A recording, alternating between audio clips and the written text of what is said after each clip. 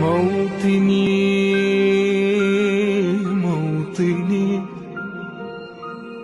الجلال والجمال والثناء والبهاء في رضاك والحياة والنجاة والهناء